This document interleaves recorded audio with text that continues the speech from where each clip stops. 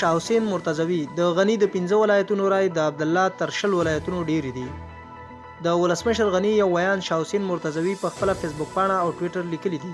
چې د اشرف غنی د 15 ولایتونو بایومټریک رای د عبد الله د 10 ولایتونو تر بایومټریک رای زیات دي. شاه حسین مرتضوی د یوازې معلوماتو په نوم دغه پوسټ کړی دی چې لاندې پکې لیکلی دي په کابل، ننګرهار، پروان، دایکندي او جاغوري کې د ولسمشر غنی یوازې بایومټریک رای د ډاکټر عبد الله 10 ولایتونو د رایو څخه زیات دي.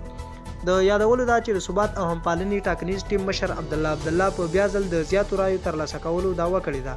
او بیا یې دا خبره کړې ده چې ټاکنې ګټلې دي او راتلونکی ولسمشر دی. همداراز د ثبات او همپالنې ټاکنیز ټیم نورو غړو هم په رسنیو او ټولنیزو رسنیو کې دا خبره راپورته کړې ده. بل لوري ته د عبد الله ټیم وایي چې لا بایومټریک پرته اچول شوی رای دي نشمارل کیږي او دا خبره د ټاکنو خپلواک کمیسیون مشر هوا عالم نورستاني هم کړې ده چې دوی هغه رای نشپيري چې بایومټریک شوی نه دي.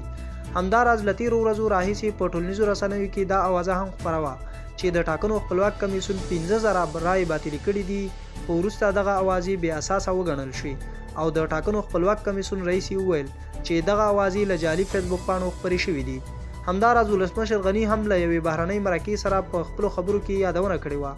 چې له لومړنیو معلوماتو داسې ښکاري چې ولس یو ځل بیا ولسمشر انتخاب کړی دی او د راتلونکو 15 کلونو لپاره به هم د افغانستان ولسمشر وي. هغه همداراز هم ویلي و چې په ټاکنو کې بریالی نشو نو بیرته به خپلې استادۍ ته وګرځي.